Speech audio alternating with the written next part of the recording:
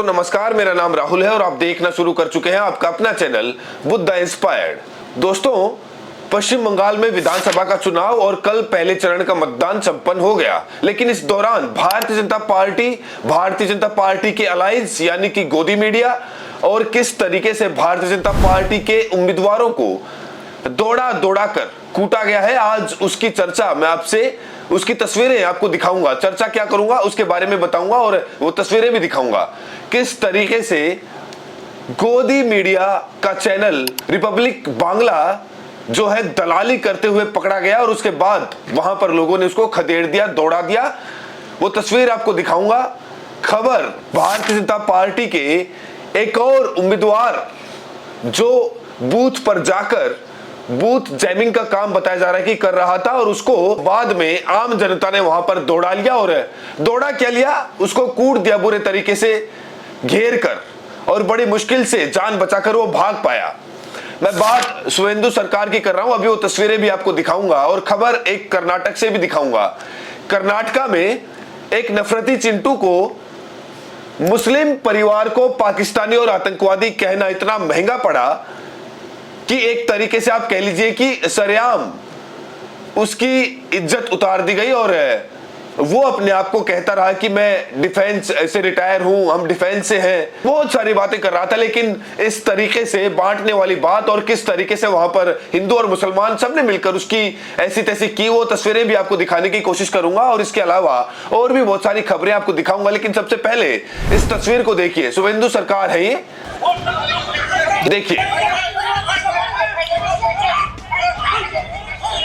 धक्का मुक्की मारपीट जैसी घटनाएं हुई और उसके बाद किसी तरीके से एक सुरक्षाकर्मी ने इनको बचाते हुए, और देखिए कितनी रफ्तार से, ऐसा लग रहा है कि जैसे किसी ने करंट लगा दिया हो तो भागे हैं। देखिए 100 की रफ्तार से भागे हैं ये हालात है भारतीय। देखिए आगे से भी पकड़ लिया किसी ने आकर। तो आप सोचिए कि भारतीय जनता पार्टी के उम्मीदवार, अच्छा कहा यह जा रहा है कि कुमारगंज ये विधानसभा सीट है और दक्षिणी विनासपुर की सीट है। बताया जा रहा है कि शिकायत मिली थी कि बूथ जैमिंग का आरोप है और उसके बाद वहां पर ये भाई साहब मिले और उसके बाद किस तरीके से वहां पर लोगों ने दौड़ाया। हालांकि भारतीय जनता पार्टी का आरोप है कि टीएमसी के लोग जो हैं वो बूथ जैमिंग कर रहे थे और उसकी शिकायत पर ये पहुंचे थे और जिसके बाद इनको दौड़ाया गया और इनकी कुटाई की गई। ये भारतीय जनता पार्टी का पक्ष है। खैर आगे बढ़ते एक और तस्वीर आपको दिखाता हूं। तस्वीर भारतीय जनता पार्टी के बड़े नेता दिलीप घोष की, किस तरीके से बंगाल चुनाव में बेईमानी भारतीय जनता पार्टी कर रही है और चुनाव आयोग किस तरीके से करवा रहा है, इसकी जीती जागती मिसाल है। आज तक की रिपोर्ट है, मोसनी सिंह सीनियर रिपोर्टर है और दिलीप घोष और उनके परिवार से बात करने पहुंची। ये वोट डालकर निकले थे और पोलिंग बूथ पर पहुंचने के लिए पकड़ लिया बीच में। और जब मौसमी सिंह ने कहा कि वोट तो डालाए हो तो उंगली भी दिखा दो, स्याही कहां लगी है, तो वोट डालाए, सब परिवार वोट डालाए दिलीप घोष, लेकिन स्याही किसी के नहीं लगी। ये है चुनाव आयोग की बेईमानी का साफ सुथरा एकदम क्लीन सबूत। जरा देखिए वीडियो। पूरा परिवार वोट डाल चुका है, दिखा दीजिए स्याही का निशान, जिसने डाला है दिखा दे। अच्छा नहीं लगाया है, पता नहीं, उनका ड्यूटी था। तो हम तो वोट डाले। आपको भी नहीं लगाया है? नहीं दिया वोट, डाले नहीं, मैं ही डाले। आपने लगाया है? अरे पर आप तो कैंडिडेट हैं, आप तो दिखा सकते थे कि भाई स्याही लगाओ। अब फिर जाना पड़ेगा। ऐसा उसका ड्यूटी, कैसा ड्यूटी करता है देखिए, ड्यूटी कैसा करता है दिखाइए, देखिए जल्दी कर दिया। अतुल पाटिल लिख रहे हैं कि केजरीवाल बंगाल में युद्ध स्तर पर चुनाव तैयारी की है। इस तैयारी में वोट तो डलवा रही है पर उंगली पर निशान लगाना भूल गए, ये बात कही गई। और अब एक वीडियो दिखाता हूं आपको रिपब्लिक भारत का, रिपब्लिक बांग्ला का, रिपब्लिक टीवी का, बेसिकली रिपब्लिक ग्रुप की एक रिपोर्टर का दावा किया गया। प्रोपेगेंडा रिपब्लिक टीवी कर रहा था कि खाली मकान पड़े, यहां पर कोई नहीं है और यहां पर देखिए किस तरीके से इन सब के वोटर आईडी कार्ड बने, इनका नाम है, बहुत सारी चीजें। कुछ जागरूक लोग थे, इनको पकड़ लिया और कहा कि चलो लोगों को दिखाता हूं। जब इनको ले जाने लगे तो ये वहां से भाग खड़ी हुई रिपब्लिक टीवी की पूरी टीम। अब जरा देखिए किस तरीके से गोदी मीडिया मुर्दाबाद के नारे लगे। देखिए, पहले पूरा वीडियो देखिए। मीडिया आया है, देखिए वो दिखा रहा है आदमी ये मैडम जो जा रही है, ये रिपब्लिक टीवी की रिपोर्टर है और पीछे से एक आदमी कमेंट्री कर रहा है। का नाम यहाँ कटा है। देखिए, ठीक है, ये जा रही थी और फिर यहां से अंदर जाते ही दोस्तों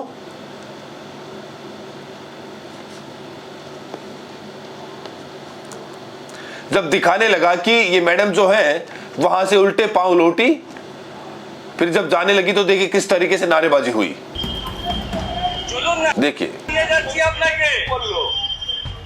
कैमरामैन पीछे पीछे लाइव थे शायद। दलाल मीडिया गो बैक के नारे लगे। इसको बोलते हैं खदेड़ा जाना, भगाना, दौड़ा लेना। ये है रिपब्लिक टीवी की हैसियत, उसकी औकात। और अर्नब गोस्वामी जैसे पत्रकारों ने किस तरीके से पत्रकारिता को गड्ढे में डाल दिया है, ये उसकी जीती जागती तस्वीर है। प्रोफेसर इलाहाबादी लिख रहे हैं कि पश्चिम बंगाल में गलत रिपोर्टिंग करोगे तो इसी तरीके से भगाए जाओगे। ये सभी के लिए सबक है, उसका वीडियो जारी करते हुए।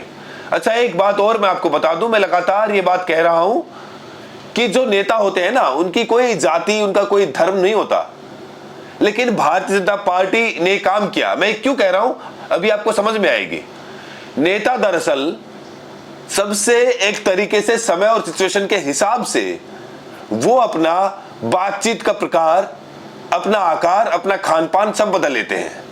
बंगाल में देखा आपने किस तरीके से अनुराग ठाकुर, मनोज तिवारी जैसे लोग मछली खा रहे थे, वो भी मंगलवार को। ये भारतीय जनता पार्टी की वो संस्कारी शाकाहारी सरकार के नेता हैं जो उत्तर प्रदेश, बिहार में पहुंचते ही अपने आप को संत घोषित कर लेते हैं और बंगाल में जाते ही मछली ठूसने लगते हैं और ये दूसरों को संस्कार और शाकाहार की गुहाई देते हैं। है क्या? एक वीडियो और आया निकल के। ये वीडियो असम के नेता, भारतीय जनता पार्टी के नेता, मुख्यमंत्री हेमंता बिश्व शर्मा का है। हेमंता बिश्व शर्मा इस तरीके से बयान, जैसे आप लोग घर में अपने बच्चों से नहीं करते, मन लगा के पढ़ाई करना है ना, या मन लगा के काम करना, तो नेता जो है वोट के लिए कह रहा है कि मन लगाकर मांस खाना। ये हेमंता बिश्व शर्मा की बात है। देखिए जरा। और मांस बंद हो जाएगा। अरे भैया, असम में बीजेपी का सरकार ही है।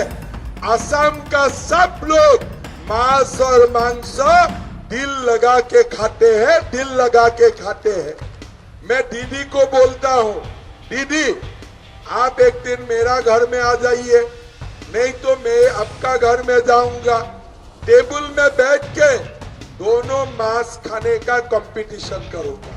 आप भी खाए जाओ, रोहू, इलिश आप भी खाते जाओ, मैं भी खाते जाऊंगा। लास्ट में मैं आपसे 1 केजी ज्यादा ही मांस खा जाऊंगा, 1 केजी ज्यादा ही मांस खा जाऊंगा। और इसीलिए कहा जाता है कि आप भारतीय जनता पार्टी के नेताओं का अगर सच देखना है तो चुनाव के वक्त देखिए। अब एक खबर दिखाता हूं कर्नाटक से। कर्नाटका में बेंगलुरु में एक अपार्टमेंट में, एक फ्लैट में एक परिवार रहता है।